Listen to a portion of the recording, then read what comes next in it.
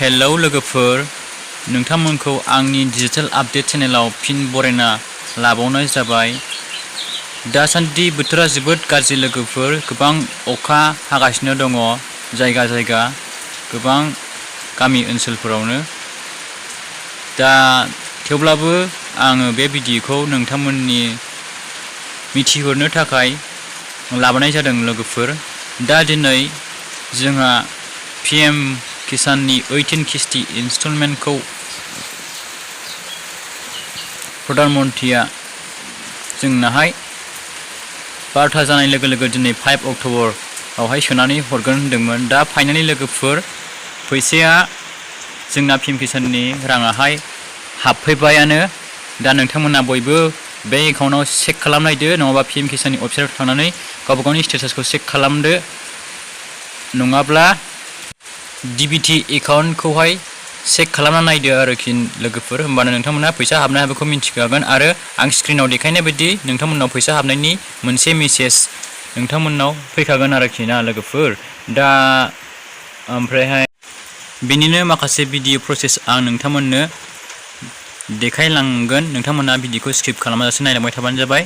Skip खालामोबा नोंथांमोना बुजिनाय आरो रोंनाय नङा माबोरैहाय फैसा हाबनायखौ स्टेटास चेक खालामो। थ' बिदिब्ला स्टार्ट खालामदिनि। दा जोङो फैसा हाबनाय हाबैखौ माबोरैहाय स्टेटास चेक खालामना नायनो, आं बिनि भिडिअखौ नोंथांमोननो स्टेप बाय स्टेप खिन्थालांनो थाखाय आङो अफिसियेल वेबसाइटआव फैबाय। दा बिनि फैसा हाबनायखौ जोंहा मोनथाम रोखोमैहाय चेक खालामनो हायो ना लोगोफोर।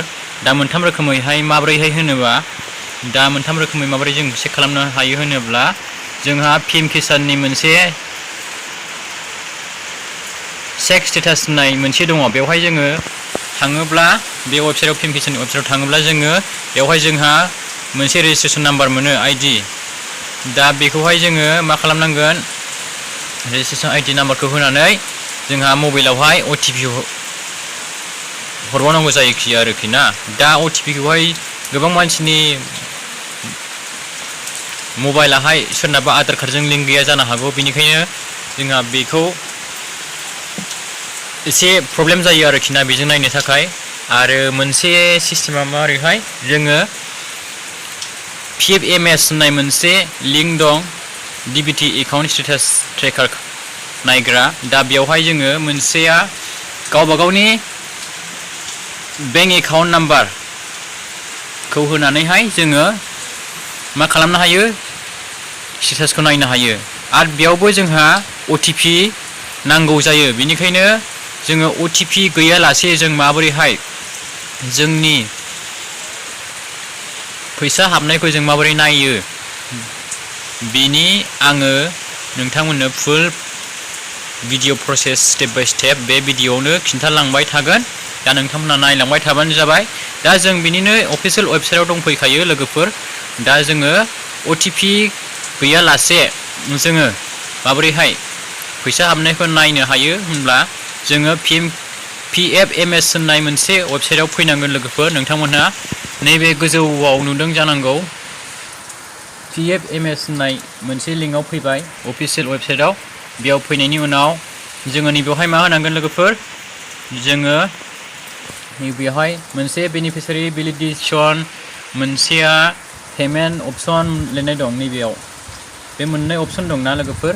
दा जोङो नैबे पेमेन्टआवहाय क्लिक खालामनांगोन। बिनि उनाव जोङो नैबे PM किसानावहाय जोङो NSP एनरेगा मानि जब कार्ड, बेबायदिनो PMAY मानि न'नि फैसा हाबनाय, बेबायदिखौ चेक खालामनो हायो आरोखि। दा जोङो PM किसाननि फैसा नायगोन नालाय, जोङो बेहाय PM किसानखौ क्लिक खालामना होनांगोन।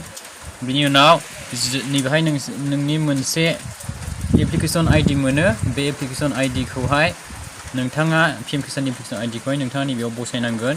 ओमफ्रायहाय आं बे एप्लिकेसन ID खौ लोगोफोर माखासे प्राइभेसिनि थाखाय आङो एसे ब्लार खालामना होनाय जाबाय। ओमफ्राय नैबे केपचा क'डखौहाय नोंथांमोना मा खालामनांगोन, नैबे केपचा क'डखौहाय नैबे बक्सआव बसायनानै नोंथांमोनहा नैबे सार्चनि अपसनाव खेबसे क्लिक खालामना होबानो जाबाय आरोखि।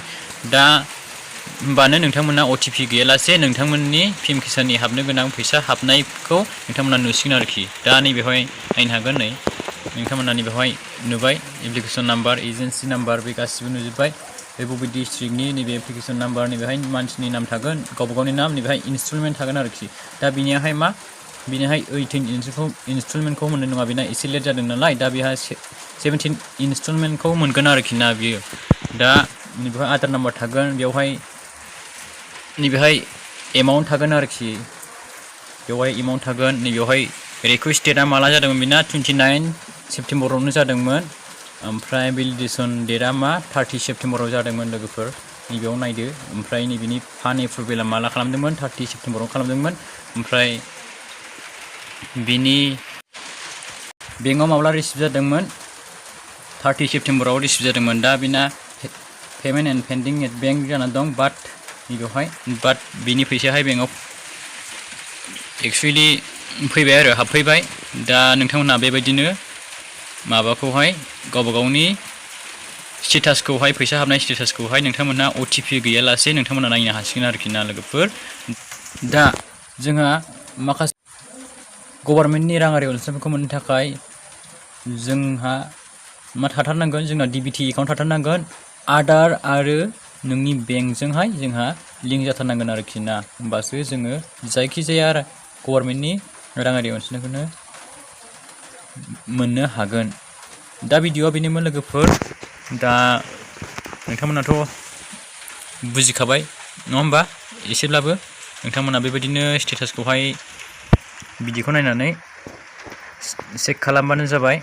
दा भिडिअ'खौ एसेखिनियावनो दोनथ'नोसै लोगोफोर, नेक्स्ट भिडिअ'जों लोगो मोनबावगोन। नायनायनि थाखाय थेंक इउ। आरो आंनि चेनेलाव जाय गोदानै फैदों आरो दासिमबो आंनि चेनेलखौ जाय नायगासिनो दं, नोंथांमोनहा अनलायनानै बयबो चेनेलखौ साबस्क्राइब खालामनानै लालायबानो जाबाय, जाहाथे बे चेनेलनि गेजेरजों नोंथांमोनहा बेबायदिनो गोदान अपडेट्सफोर मोनबाय थानो हायो। Thank you for वाचिं।